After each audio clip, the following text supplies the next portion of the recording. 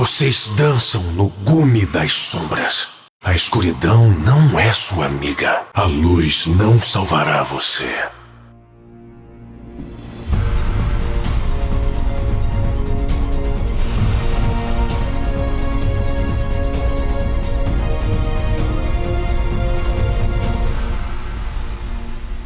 Alô, tudo bem? Aqui é Rafael Campos e hoje nós estamos falando mais um herói de League of Legends. Hoje nós iremos falar sobre o Kayn.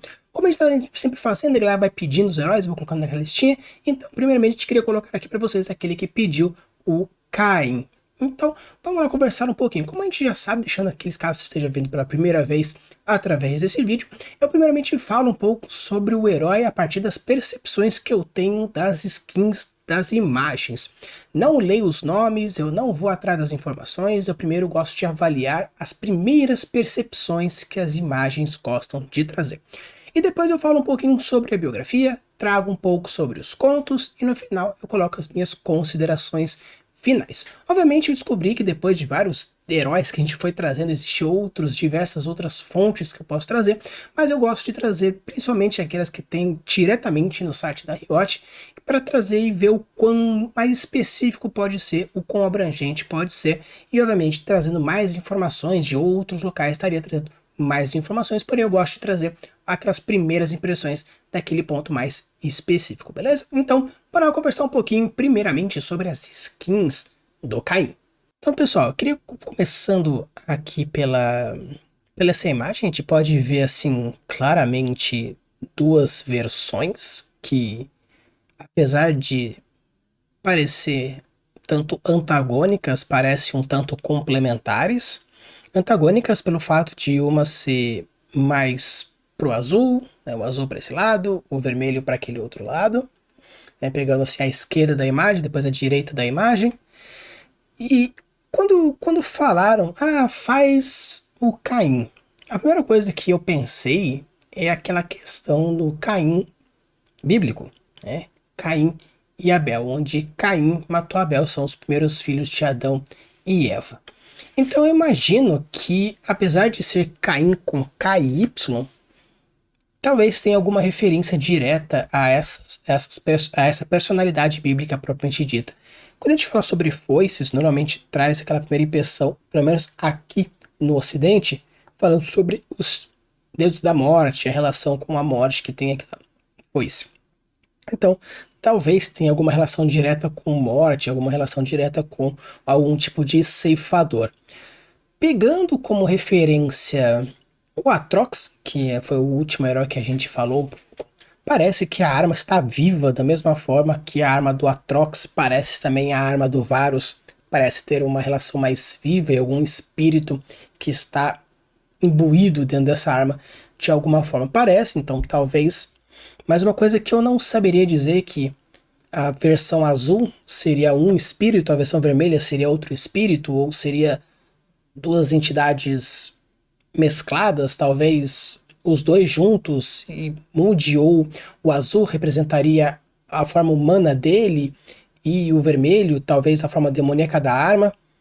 É um pouco difícil, sim. Dá para imaginar tudo isso, dá para levar em consideração tudo isso. Então eu não sei, de uma forma assim mais direta, acredito que sim, tanto que se você espelhar que o herói do lado do demônio tem uma mão, parece ser demoníaca, do lado humano parece uma mão mais humana, apesar de ser algo misturando algo trevoso, porque parece ser meio que algo galáctico, porque parece ser um branco, um preto com alguns pontinhos, como se fosse um céu noturno, mas também poderia ser algo nebuloso. Então, assim, de uma maneira geral, essa imagem traz bastante uma percepção de que nós temos um ser, que existe um embate divino e demoníaco, trazendo desse ponto, nesse primeiro momento. E eu não sei dizer se existem esses dois lados da mesma moeda disputando o corpo. Pelo rosto do Caim, parece que ele está muito mais tendencioso ao lado demoníaco do que ao lado angelical. Nem saberia dizer se é um lado angelical. Uma coisa que eu acho interessante é que na parte do foco da imagem, nós temos o Caim aqui no meio e cria esse círculo tanto de um lado pegando a foice e apontando para o demônio, quanto do outro lado girando e fazendo meio que um círculo, onde dá a impressão de que os três na verdade, parece não ser os três pegam essa mesma proposta de ser algo circular e contínuo e constante. Talvez seja isso. Vamos ver o que as outras imagens, a biografia e o conto têm para nos dizer. Esse aqui já é o Caim Caçador das Almas. Se vocês forem dar uma olhada aqui nessa imagem, parece que novamente tem duas entidades ali em cima. E nesse caso a foice parece ter como se fosse um núcleo da alma, da mesma forma que existe um núcleo na outra imagem com um olho. Aqui parece já é mais um núcleo energético que gira, como se fosse realmente almas. Tanto que eu joguei um pouco de trash, trash tem um pouco dessa cor de alma, tanto esse esvoaçar também trazendo essa alma. Então acredito que seja muito mais relacionado ao ceifador propriamente dito. E parece ser um templo, meio que uma catedral, apesar de ser sombria nos cantos, uma luz aí no meio, fazendo talvez a mesma menção da imagem anterior, tendo um divino, tendo um demoníaco, onde nesse caso aqui agora está como a luz divina bem no meio, o demoníaco aos cantos. Não consigo identificar nem um pouco quais seriam essas duas entidades aí. Parece ser seres animais antropomórficos. Antropomórfico, para quem não sabe, é animais com características e formatos humanos.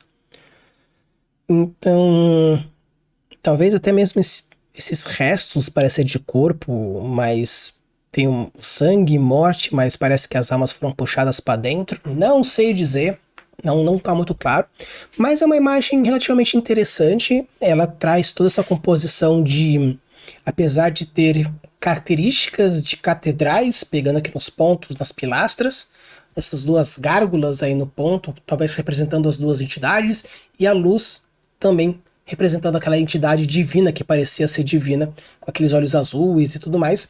Então, acredito que o Genius Loci do Caim seria sempre essa ambiguidade, trazer sempre essa ideia de duplo, né? Onde tem um divino e um demoníaco. Nem sei dizer se aquilo realmente é divino, mas traz bastante essas informações. Ele promete bastante isso. Tanto que no primeiro caso a gente tinha um demônio e um anjo meio que como as duas entidades em cima, e agora nós temos uma luz representando o divino e a escuridão representando o demoníaco, o satânico. Então, de um modo geral, acredito que seja mais para isso. Acredito que, tendo algum conhecimento mais aprofundado de heróis, eu conseguiria identificar as duas gárgulas que está no canto direito superior e esquerdo superior.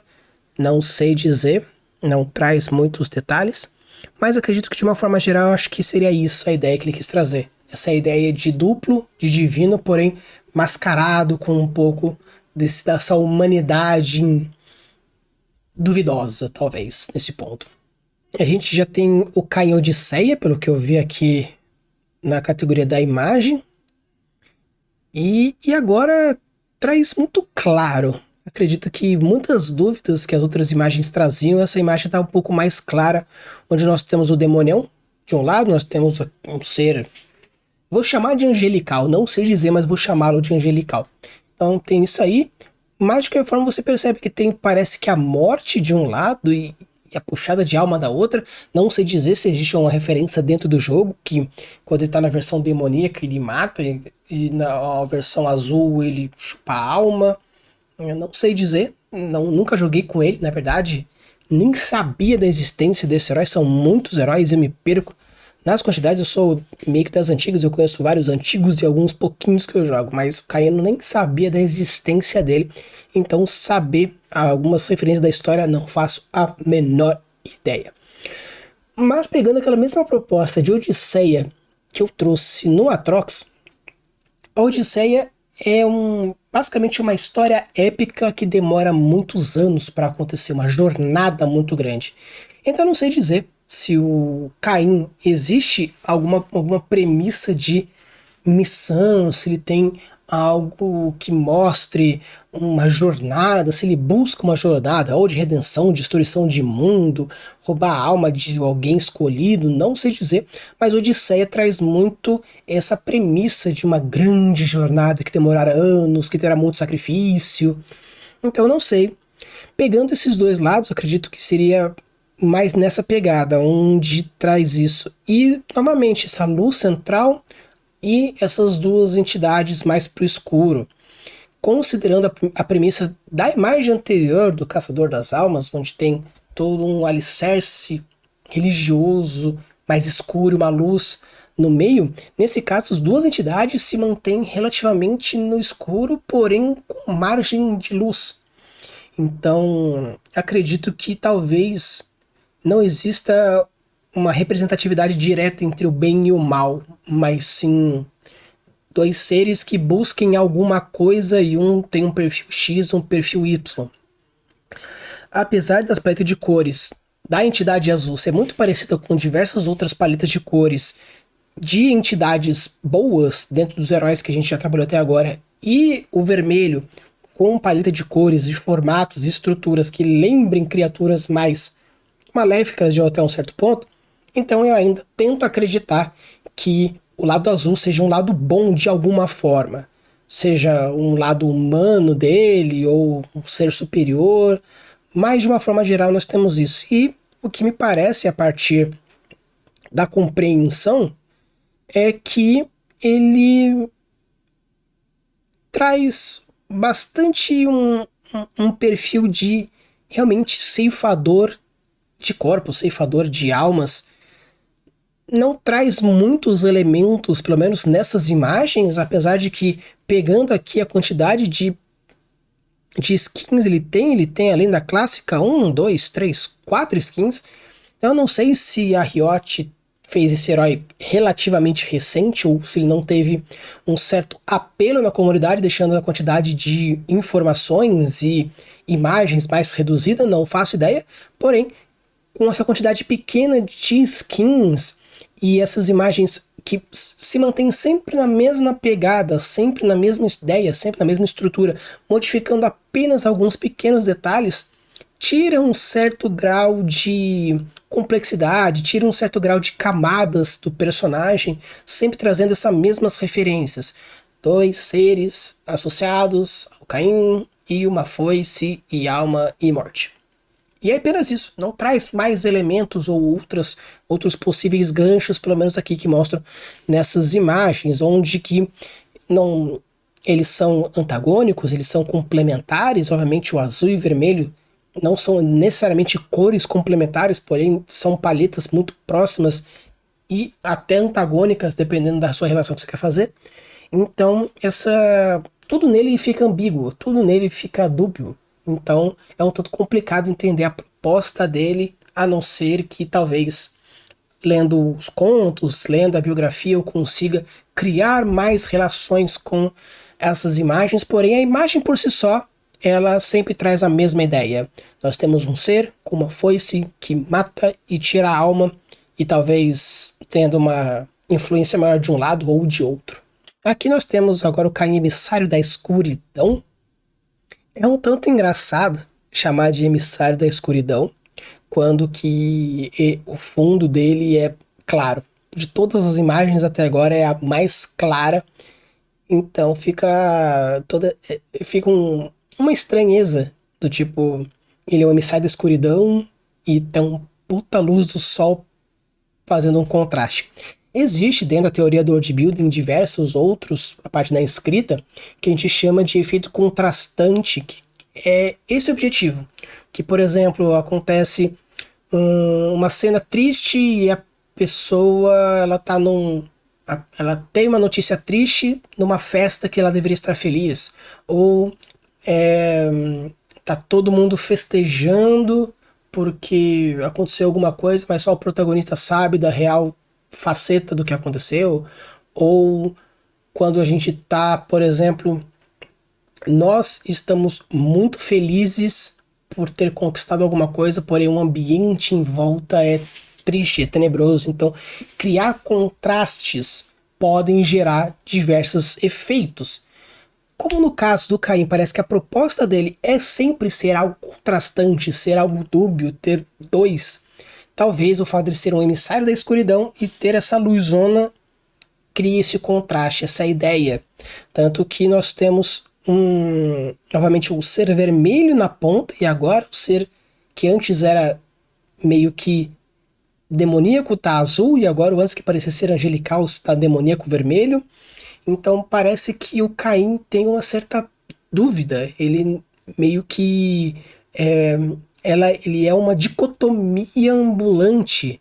É uma proposta interessante se você for levar por esse lado, que existem essas duas entidades dentro da foice, que são entidades cinzas, a gente chama de identidades cinzas, quando parece que uma criatura é má, porém ela não é necessariamente má por ser má, ela tem algumas motivações que podem até ser algo que você concorde, e as entidades que deveriam ser boas possuem algumas características ruins. Então, personagens cinzas são personagens mais humanos, mais perfeitos e imperfeitos ao mesmo tempo, com vícios e com defeitos. Então eu acredito que essa imagem traga mais informação, principalmente nesse contraste com as anteriores, onde a paleta de cores da entidade humana era sempre mais o azul, mais pro branco, e agora tá vermelho, que era a paleta de cor do demônio. Então talvez essas entidades realmente não sejam boas e ruins, talvez elas sejam as duas ruins, as duas boas. Pela cara não parece ser entidades boas, principalmente porque essas interpretações com a morte, às vezes, a morte não é boa, não é ruim, a morte ela é totalmente neutra. Já no caso desse emissor das sombras, desse emissor da escuridão, emissário da escuridão, não parece ser muito neutro. Talvez ele seja até que bem malvadão. Aqui nessa nossa última imagem, nós temos o Caim em lua nevada. E nesse caso aqui agora, pela primeira vez a gente vê as duas entidades com a foice, sendo uma e a outra, e a mistura dos dois no Caim. Parece que tem a paleta de cor de um, mas o formato da foice do outro. Então assim, ainda mais agora no olho dele que tá vermelho, tá azul.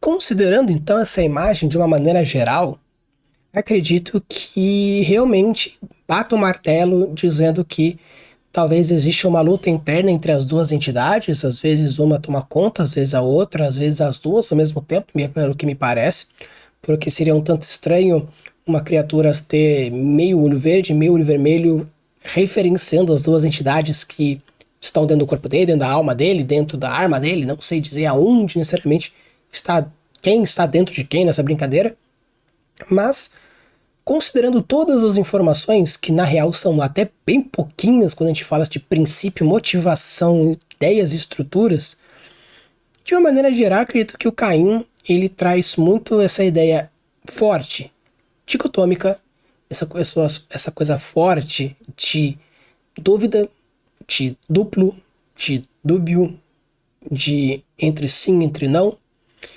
Me parece, pegando essa imagem agora desse divino que agora está à direita, e na primeira imagem, considerando a imagem clássica, que ele pega e tem meio que um vórtex, parece que um seria as sombras e o outro representa a morte, tanto que um pegaria a alma pelas sombras e o outro pegaria a alma pela morte da pessoa em si.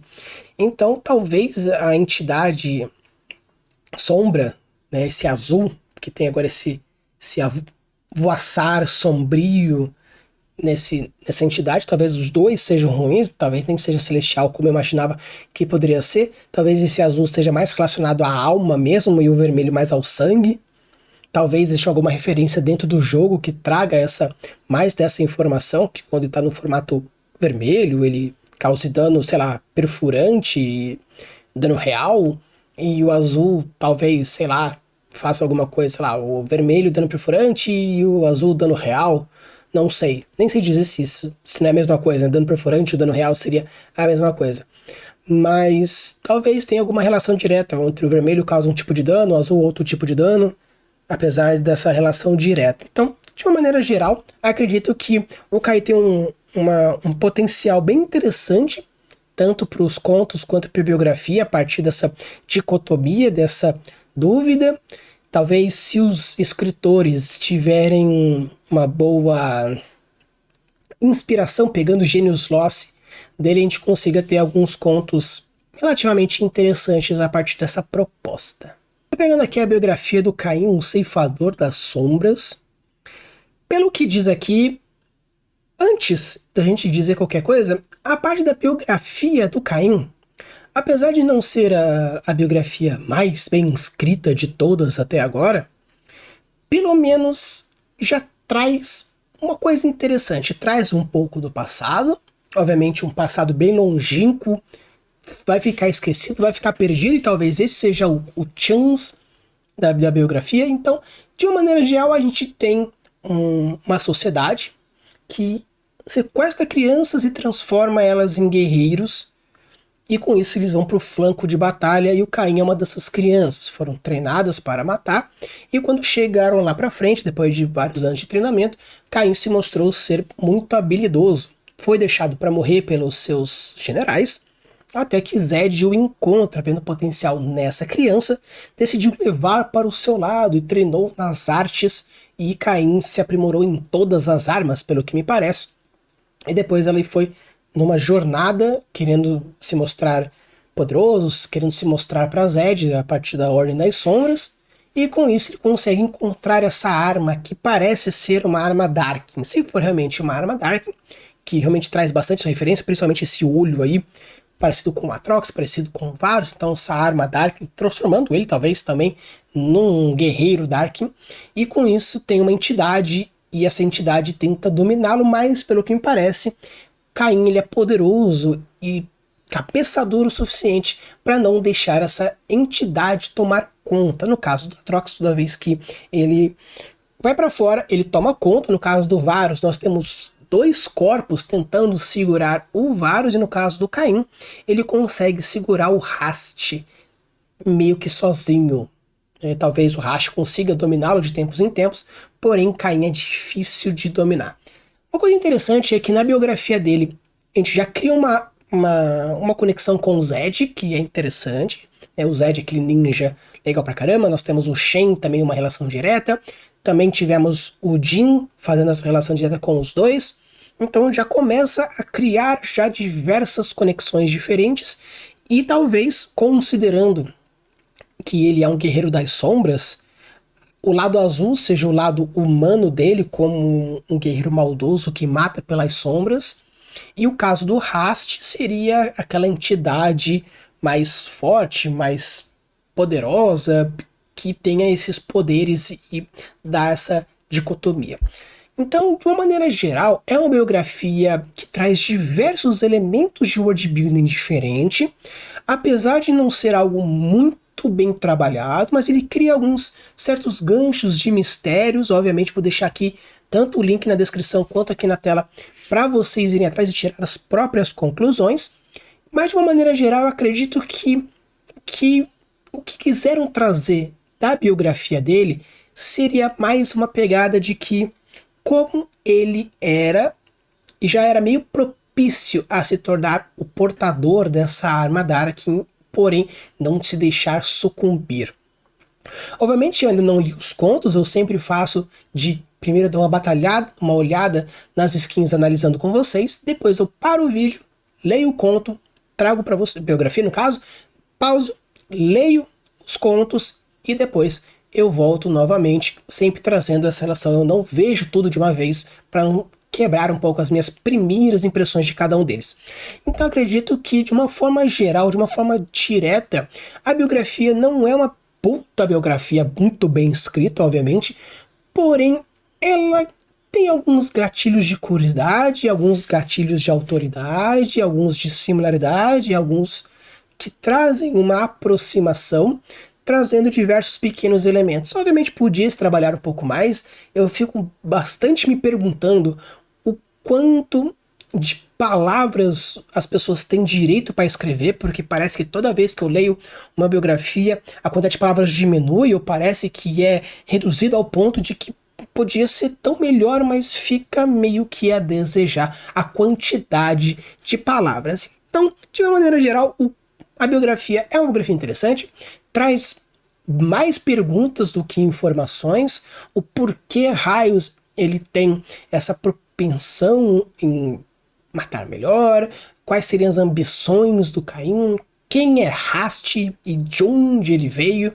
Então tem várias perguntas em aberto que ficam com a biografia dele, porém, da maneira que se abriu, não se fechou mais com o objetivo de criar uma curiosidade do que parecer buraco. É uma linha muito tênue entre você abrir uma informação e não fechar, porém deixar uma leve parênteses fechadinho. Seria meio que você tem aqui um parênteses e o outro é um parênteses meio torto. Ele fecha a informação? Fecha para aquele contexto. Fecha para aquela informaçãozinha, aquele gostinho, porém ele é frágil, fazendo com que muitas coisas possam acontecer. E existe um limite muito, mas muito tênue, porque se você deixa muito frágil, fica buracos. Se você quer deixar um mistério e fecha muito fechado, você resolve o mistério. Então, de uma maneira geral, eu dou alguns pontos positivos para aquele que escreveu essa biografia. Tem um quê interessante, deixa alguns espaços abertos, porém, acredito que com mais informações, seja in-game, talvez com algumas frases, algumas interações, ou talvez em alguns contos a gente consiga resolver. Mas, você sempre fala que as histórias precisam fechar por elas mesmas. Já no caso das biografias, eu posso passar um pouco de pano nesse princípio, porque a biografia, muitas vezes, ela pode ser uma biografia em formato de conto, em formato de história, ou em formato de informação. Se você quer fazer uma biografia em história, é interessante ter um começo, meio e fim, plot, punch, reviravolta, e subida, descida e lá. Mas se é uma coisa mais informativa, tem que ter cara de informativo. Essa mistura entre os dois fica meio merda. Então, de uma maneira geral, acredito que foi bem escrito, da melhor maneira possível, dentro das suas limitações gráficas, de traduções, ou até mesmo de tempo ou de quantidade de palavras. Tem quesitos abertos? Tem quesitos abertos, porém não são informações que gerem uma sensação de algo de falta, mas sim alguns gatilhos de curiosidade. Então fica aí minha parabenização para essa biografia, apesar de falha, pelo menos até agora não foi a melhor bem escrita, porém comparado com várias outras que a gente viu até agora, até que foi uma biografia bem interessante de se ler. Então vamos lá, falar um pouco sobre o conto A Lâmina Milenar. Uma coisa que eu achei interessante nessa história, de uma maneira bem rápida, é o Caim foi atrás da lâmina, como mostra na biografia dele, e já na própria biografia já fala que ele pega, que ele consegue, que ele tem o controle. Então, caso você leia a biografia antes, você já sabe o final dessa história. Você já sabe que o Caim vai pegar a foice e vai se tornar um com a foice. Então, é um tanto complicado quando as biografias quebra esse punch, porque o punch de tipo, o que vai acontecer já é mostrado na própria biografia. Então é um tanto complicado esse tipo de situação. No caso da história propriamente dita, a gente tem o quê? O Caim vai atrás, junto, né, para conseguir a foice, uma missão dada pelo Zed. Aí o Nakuri, que é a colega dele, vai atrás. Aí os dois matam os batedores. E um dos batedores, eles entram em contato com a foice, se torna um ser do mal. Aí o Nakuri, ele fica com aquele receio do Caim querer pegar, aí fala que não é pra pegar, aí o Caim pega, ele escuta a voz da arma e os dois lutam e provavelmente o Nakuri morre. Ele é morto. Só que acontece nesse período, nesse trecho de história, que acontece o seguinte: como eu mostrei pra vocês no último episódio do ano passado, falando da estrutura de 3 atos, nós temos muito claro a estrutura de 3 atos dentro dessa história. No caso, de uma maneira geral, a estrutura dos 3 atos consiste em apresentar os personagens, nós temos a resolução, o clímax com o final. No caso dessa história, ele mostra primeiro o ato 3, depois o 1, depois o 2 com o amarro do 3 novamente. Então seria 3, 1, 2, 3. Mais ou menos é assim que ele faz essa história. Ele começa pelo final e tenta fazer novamente a cena espelho no final. É uma estrutura, é uma proposta interessante? Sim, é uma proposta interessante. Eu achei legal. Muitos filmes fazem dessa forma. Não acho muito interessante você fazer isso em histórias curtas. Achei bem audacioso, porque ele já deu o final. Ele já deu o punch. Então, quando a gente dá o punch logo no começo, se você já traz a informação, se a história não tiver uma forma de absorver, uma forma de atrair o leitor de uma maneira muito forte, ele vai se perder no meio. Porque, por exemplo, a situação é essa que vai indo e pá, acontece uma reviravolta.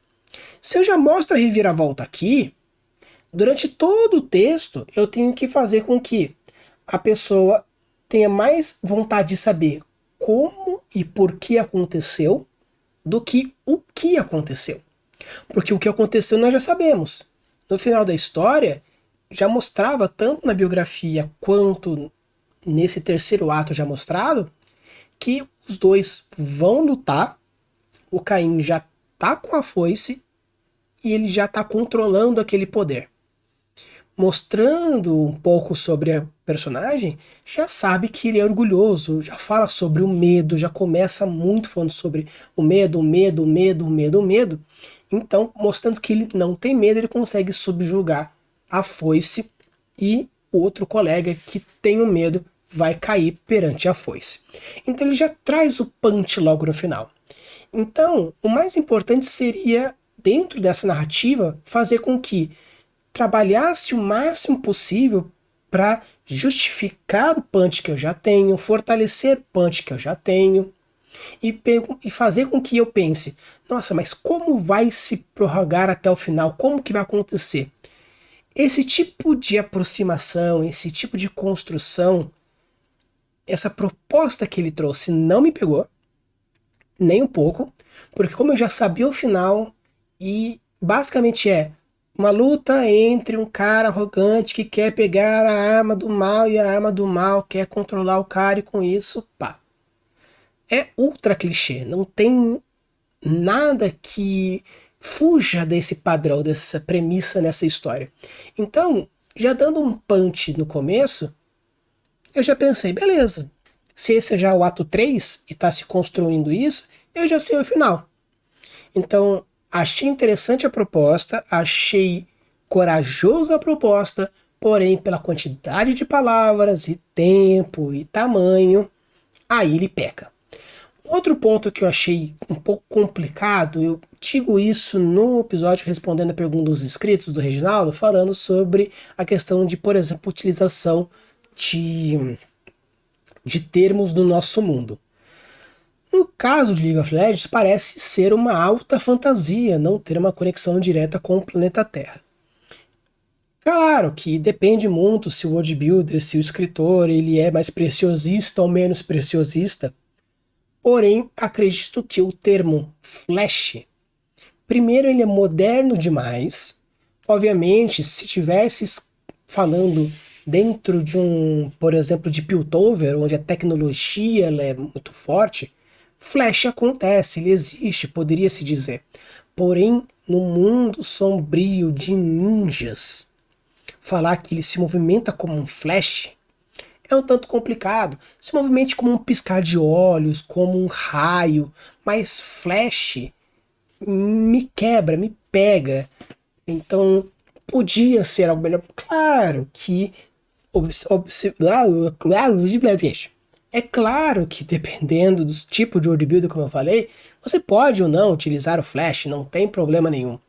Mas, de uma forma geral, eu não sugiro, não precisa criar um termo novo, mas procurar outros sinônimos que façam mais sentido para aquele contexto.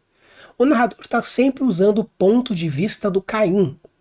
Quando a gente escreve uma história e é um narrador em terceira pessoa, no caso aqui é o narrador observador semiconsciente, ele sabe um pouco o que se passa na cabeça do Caim, porém não sabe tudo o que se passa na cabeça de todos os personagens, está mais no ombro do Caim, então ele é semiconsciente.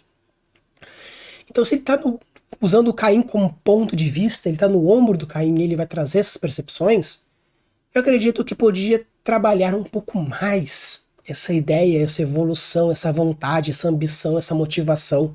Porque já começa falando do medo, do medo, do medo, do medo, e no final, o que o medo traz? Ah, ele utiliza o medo como arma, mas o fato de ele não sentir medo é realmente aquilo que fez com que a arma não sucumbisse, que ele não sucumbisse à arma? Qual que é a promessa que ele teve? Que ele utilizaria o medo. E o medo foi utilizado para quê? Para dizer que ele não tem medo de matar o próprio amigo? Qualquer assassino bunda faria isso.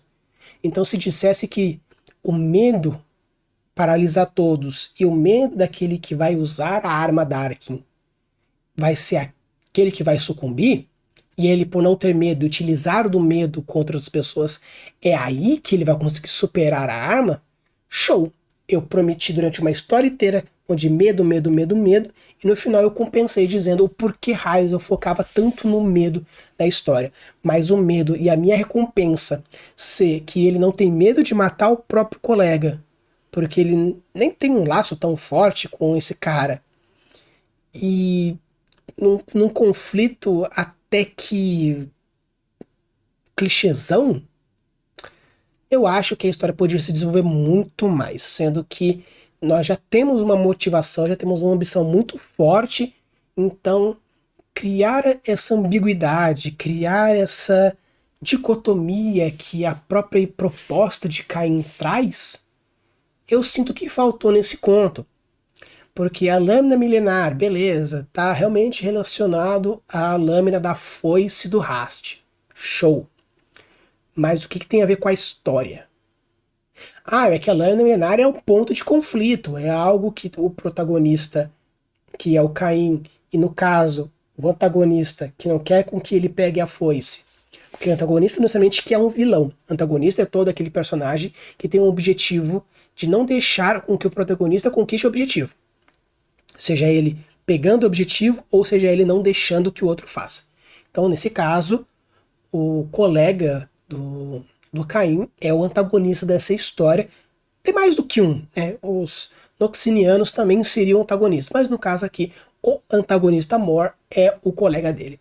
Então, nessa batalha de antagonista e o protagonista, fica uma história meio que clichêzão, com uma proposta. Então, assim, em resumo, a estrutura é interessante para a história? É interessante. Você movimentar os 3 atos é algo audacioso, porém, se você vai colocar o punch no começo, você tem que deixar a história muito cativante, personagens muito carismáticos, seja eles para o bem ou para o mal, mas muito carismáticos para você querer acompanhá-los, já sabendo do final e tentando imaginar o que vai acontecer para que chegue naquele final e fale, nossa, olha como tá chegando, eu já sei como vai acontecer, mas quando, como, por quê?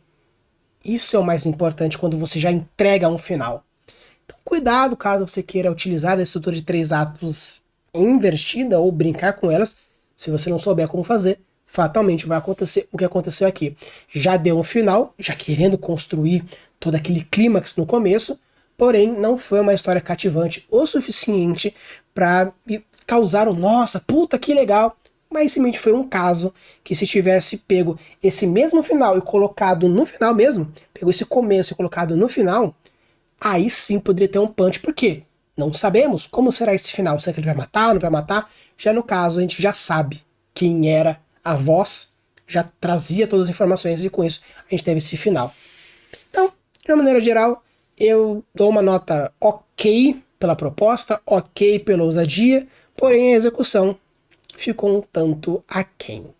Então pessoal, acabou a luz no meio da gravação, então eu consegui gravar só um pedaço, então eu perdi o trecho que eu falava sobre o conto A Isca, eu vou falar aqui para vocês.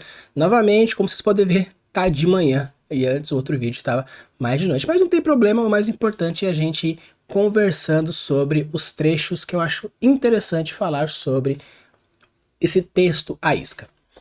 O primeiro ponto que eu gostaria de deixar para vocês, porque eu não conheço, então eu deixo. Na biografia, ele fala que ele era uma criança que virou, né, do exército e os caramba. No conto 1, meio que corrobora essa ideia. No conto 2, A Isca, já ele tem uma relação com a Sona, ele faz parte do exército do Jarvan, já tem uma história muito mais espacial, de dobra de espaço, e o caramba, e o outro parece muito mais ser minimalista, feudal, dentro de das sombras. E aí?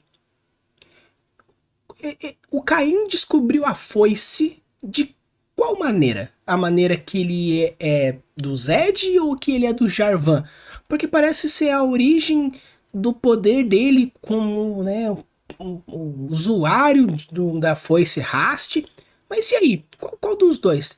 Então assim, eu não entendi, eu vou dar o meu parecer aqui do conto especificamente, mas depois eu quero que a galera deixe aqui nos comentários qual das duas histórias é originais do tipo mais canônico, porque não faz sentido a linha temporal, porque se ele tivesse... poderia ser os dois, né? Ele tá num e vai pro outro. Ele é discípulo do Zed, aí ele tenta conseguir a foice, se perde, depois ele reconhece a foice de novo. Não faz sentido temporal espacialmente. Então, assim, qual dos dois é considerado, talvez um jogo, fique mais claro, talvez, não sei.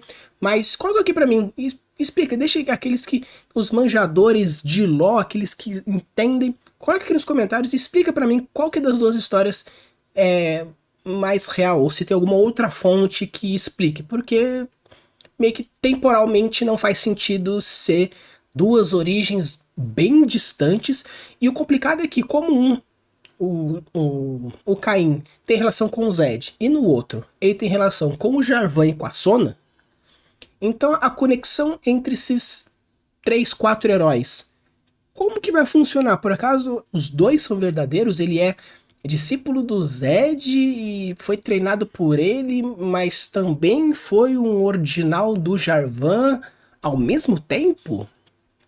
E tem 2 Nakiris, né? Nakiris. Então, assim, como que funciona essa relação tempo-espaço? São 2 realidades que existem? Uma realidade futurística e a outra não? Não sei. Então, deixa aqui e expliquem pra mim, porque a partir dessa relação dessas 3 histórias não fica conclusivo. Mas falando então sobre a história, o conto A Isca, eu acho interessante porque já começa com uma primeira frase que eu gostei. Kelo sempre gritava surpresa quando atacava.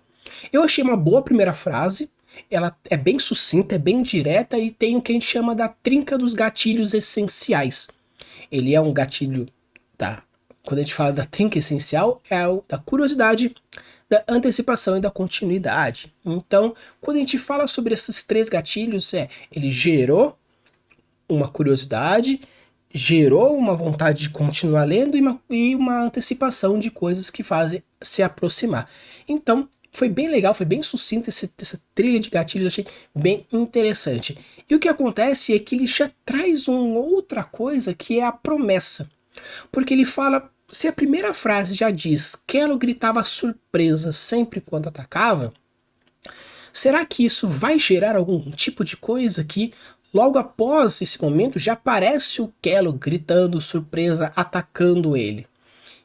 E sempre fica nessa questão da surpresa e sempre durante a história o princípio de surpresa, a surpresa que aconteceu, uma coisa inesperada, uma surpresa inesperada, então todo esse contexto, todo esse conceito vai girando durante toda a história, criando uma promessa. Se vai ser cumprida no final, já é outros 500, já vou dizer pra vocês que sim, ele é cumprida, então o punch fica bem mais forte. Mas ele vai criando essas promessas de por quê? Por quê? Por quê? Por quê? Uma coisa que eu achei um pouco estranha é que é uma disparidade gigantesca no comportamento do Caim. Tanto que no primeiro conto, como eu falei pra vocês, é um comportamento muito agressivo, muito sombrio. E aqui nessa história, um comportamento ele é muito diferente. Então assim, eu já reclamei muito pra vocês nos outros heróis dizendo que os contos têm que ser bons por si só. Porém, se são contos que fazem parte do mesmo personagem, do mesmo universo, eles têm que ser complementares, não podem ser antagônicos. Então, nesse quesito, indiferentemente da questão da qualidade, o contexto, a história tem que se manter coesa. Então eu não sei se o Dan Abnett, que é o que escreveu esse, e a outra pessoa que escreveu o outro conto, não se conversaram, mas depois, no final, não teve um parecer que deixasse claro o que é oficial, o que não é oficial, ou não sei. Mas, no quesito, pelo menos nesse conto, ele é muito bem escrito de uma maneira geral. Uma coisa que eu não gostei muito é que tem muita elipse. Elipses são saltos de tempo, que a gente pode considerar em muitos textos, tipo, 3 asteriscos, ou às vezes um duplo enter, que não é muito... Duplo enter não é muito sugerido, porque às vezes, dependendo se tá na virada de página, você não sabe se acabou ou não. Então, 3 asteriscos, e no caso aqui é uma linha contínua. Tem muitas elipses, é uma questão mais de gosto, eu não gosto muito de colocar muitas elipses, porque dá uma impressão de que, por que caramba você tá tendo saltos temporais? Não consegue escrever na continuidade? Só que quando você dá muitas elipses, você cria muito uma sensação de pressa, muito uma sensação de mistério, mas principalmente pressa.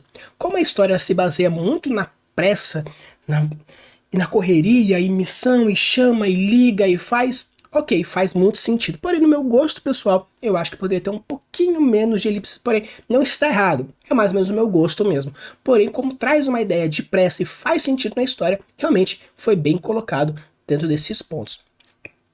Uma coisa que eu também achei interessante é que a tradução ela é boa, tanto que tem até alguns tempos verbais que não existem no americano, mas a pessoa ela trouxe, mas não é uma tradução muito consistente, não é uma tradução muito constante, porque você percebe que tem alguns momentos que tem alguns erros, tanto de português mesmo, no meio da história. Às vezes uma próclise que não deveria ter colocado, uma ênclise que não deveria ter colocado. E então, assim, é uma tradução que, apesar de ser boa, tem algumas falhas, mas daí é um problema de tradução, não tem nada a ver com o conto. Uma coisa que eu achei interessante também é a questão das descrições. Tem um perfil muito clássico, muito do padrão desse Dan Abnett, que assim, as descrições são boas, dão mais de uma função, tanto que enquanto a pessoa descreve a situação, ela coloca gotas de word building, seja tecnológico, cultural, religioso, social. Então ele cria isso, e algumas outras descrições, enquanto coloca a descrição daquilo, ele cria uma certa ambientação ou uma certa tensão, também colocando características do personagem, no caso o Caim, porque o narrador fica mais sempre no ombro do Caim. A gente fala de que quando a gente fala sobre o narrador em terceira pessoa, ele precisa dar o ponto de vista mais de algum personagem. No caso aqui, o ponto de vista maior é o do Caim. Então, as descrições, elas são às vezes inconstantes, porque da mesma forma que alguns momentos são muito expositivas, em alguns momentos dão mais de uma função. Não vou dizer que são pessoas diferentes, eu acredito que faltou um pouquinho, talvez, no escritor, de dar uma revisão um pouco mais carinhosa em alguns trechos, porque como a gente percebe claramente que existem descrições muito bem feitas, com muitas funções dentro do mesmo, mas outras são muito expositivas, então eu acredito que na hora da revisão aconteceu algum certo ato falho aí e se perdeu em alguns momentos, porque a gente percebe que a técnica existe, e se não existem alguns outros pontos, então provavelmente deve ter sido mais algum erro de revisão do próprio autor na hora de colocar e melhorar algumas descrições mais aqui, mais ali. Então ele tem um estilo muito próprio dele, porque tem alguns momentos que ele está falando, faz um aposto, que, né, por exemplo, vírgula, uma descrição, vírgula, e continua. Essa descrição você pode facilmente tirar. Mas ele coloca várias vezes, em alguns momentos, eu estava com a General X, que usava uma roupa, sei lá o que, vírgula, e continuava. Esse aposto, essa descrição aqui, ela podia ser tirada. Mas não quebra a narrativa, não tira a linha de raciocínio, então é mais uma questão de estilo. Alguns podem não gostar, mas errado não está. Você pode, é uma questão mais de parâmetro, uma questão um pouco mais, como eu falei, de estilo. Então, o estilo do escritor eu gostei, até que achei interessante, não tirou a minha imersão, porque como ele sempre colocava algumas informações que não são relevantes para histórias, mas dão um gostinho a mais, então eu achei um tanto interessante. E o ponto que eu acho que é, assim, obviamente focando nessa história, a relação que o Jarvan tem com o Caim, eu acho uma relação interessante, por quê? Todo mundo chama o Caim de Caim. Todo mundo chama o Caim de Caim, porém, né, quem sabe o nome do Caim é Sheida Caim, né? Sheida. E o Jarvan chama de Sheida, não de Caim. Se a gente considerar que o nome dele é ocidental, né? Por exemplo, Rafael Campos. Campos é meu sobrenome. Então, Sheida Caim, Caim seria o sobrenome. Se a gente considerar que o Caim é o sobrenome, todo mundo chama pelo sobrenome, de uma forma de respeito, porém, o Jarvan chama pelo primeiro nome. Mesmo quando uma pessoa é um nível hierárquico maior que o seu, se é uma conversa mais formal, todo mundo chama pelo sobrenome, porque é uma questão de formalidade. Porém, ele chama pelo primeiro nome. Então, talvez querendo ou rebaixar a pessoa ou aproximar a pessoa. Essas duas formas são interessantes. Como no texto fala, pelo menos na descrição do narrador, dizendo que são amigos, então o Caim trata o Jarvan pelo nome, né? Jarvan, quinto, quarto, nunca lembro o número dele. Porém, o Jarvan chama ele pelo primeiro nome, Sheida. Então, talvez, tipo, são amigos, porém, como estamos falando diretamente com o imperador, então fica... São amigos, mas existe essa leve distanciamento, apesar do Jarvan tentar fazer uma aproximação. Então eu achei interessante essa relação que tem entre um ponto e outro, porque faz esse sentido. Uma outra coisa que eu achei legal é que tem uma frase que fala assim: bem-vindo ao meio de Clegg de lugar nenhum. Com o passar do texto, você percebe que o Clegg seria merda. Tipo, que merda é essa? Né? Que todo mundo fala assim, nossa, que Clegg é essa? Mas se você for parar pra ver, também pode ser colocado, por exemplo, essa frase, Clegg de lugar nenhum, seria onde Judas perdeu as botas, lá na caixa do chapéu, na puta que eu pariu.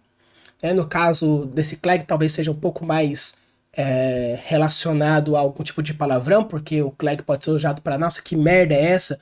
Ou, né, que porra de lugar é esse? Então talvez tenha essa relação mais de palavrão. Mas o que eu achei interessante é que, na pergunta, novamente, que o Reginaldo falou sobre a questão de utilização de termos, aqui ele quis fazer de uma certa forma que eu quero criar uma palavra para traduzir um merda, para traduzir uma frase mais popular. Então, nesse caso, nós temos o quê? A contextualização, o show. Ele simplesmente coloca, então, seja bem-vindo a Clegg de lugar nenhum. E depois coloca, que Clegg é esse? Que merda é essa? Então você já percebe essa relação, então tipo, não precisou explicar. Você pode ter um certo choque para entender, mas o que é isso? Mas o próprio contexto já foi dizendo.